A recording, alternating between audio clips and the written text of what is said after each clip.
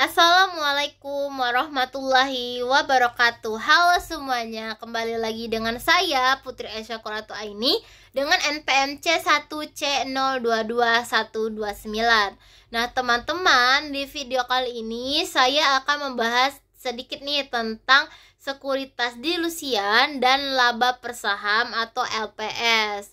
Nah sebelum pembahasan lebih lanjut, kita perlu tahu dulu kan sebenarnya sekuritas dilutif itu apa dan laba per saham itu sebenarnya apa. Nah, sekarang kita akan bahas dulu tentang sekuritas dilutif, teman-teman. Jadi, sekuritas dilutif itu merupakan surat berharga, teman-teman.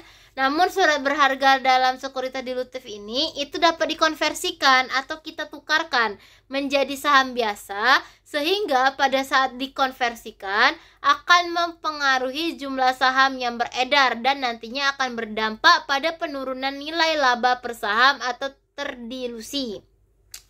Nah, yang termasuk ke dalam sekuritas jenis ini antara lain, yang pertama itu ada yang namanya opsi, teman-teman.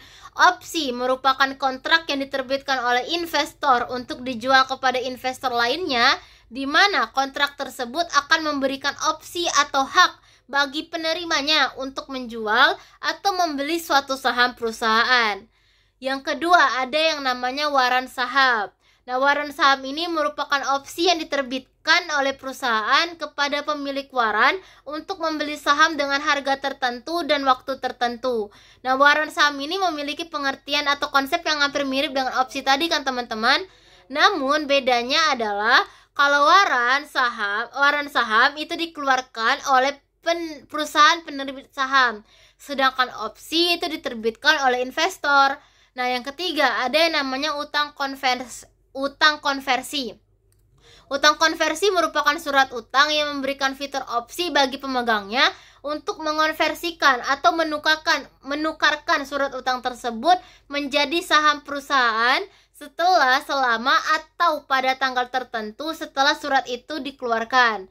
Nah, untuk berapa besar rasio pertukaran yang bisa dilakukan itu biasanya sudah ditetapkan di awal ya, teman-teman. Nah, jenis yang keempat ada yang namanya saham preferen konversi.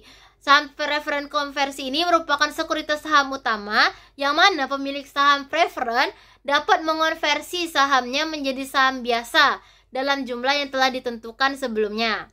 Nah, selanjutnya kita harus tahu dulu laba per saham itu sebenarnya apa. Laba per saham atau LPS merupakan informasi mengenai berapa banyak jumlah laba yang didistribusikan kepada pemegang saham biasa per lembarnya.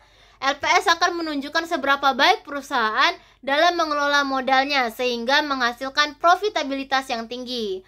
Nah, itulah penjelasan singkat dari saya, teman-teman, tentang sekuritas dilusian dan laba per saham. Semoga mudah dipahami. Sampai ketemu di video selanjutnya. Bye-bye.